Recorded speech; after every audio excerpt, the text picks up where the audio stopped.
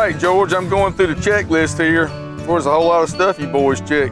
What's the first thing? Is the compressor? When we go to the unit, we're going to put the gauges on the system. We're going to see what the pressures are, what the compressor's doing. We're going to take the amp draw of the compressor, see where the suction and the discharge pressure is at.